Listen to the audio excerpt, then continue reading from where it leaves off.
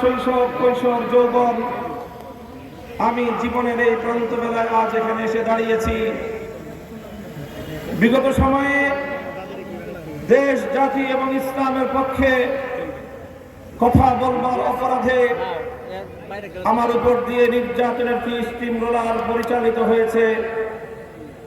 বিশ্ববাসী দেখেছে, দেশবাসী দেখেছে, আপনারা মোহাম্মদপুরবাসী অনুভব করেছেন। 2013 সালে শাপলা চত্বরে নবী প্রেমের আওয়াজ তুলবার অপরাধে আমাকে তখন কারারুদ্ধ করা হয়। 2021 সালে বাংলাদেশের স্বাধীনতার, বাংলাদেশের ইসলাম এবং মুসলিম জাতিসত্তার কথা বলবার অপরাধে আমার উপর ইতিহাসের জঘন্যতম নির্মম মিথ্যাচার, অমানবিক নির্যাতন পরিচালনা করা হয়। 40 দিন পর্যন্ত শুধুমাত্র রিমান্ডে নিয়ে আমার উপর অকথ্য নির্যাতন পরিচালনা করা হয়।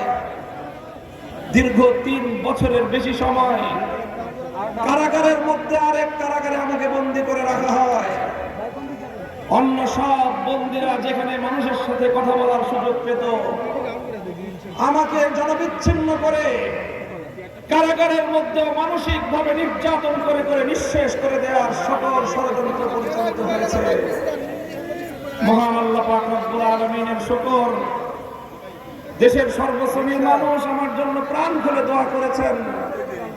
তাই বাংলাদেশের সবচেয়ে প্রতাপশালী, সবচেয়ে ক্ষমতাবান জালিম, তার বিশ্ব মডেল আন্তর্জাতিক বাংলাদেশ বিরোধী অপশক্তির প্রত্যক্ষ সহযোগিতা নিয়ে দেশের সকল রাষ্ট্রীয় প্রতিষ্ঠানগুলোকে নিয়ে আমার উপর কি নির্মম নির্যাতন চালিয়েছে, আপনারা তার সবকিছুর প্রত্যক্ষদর্শী।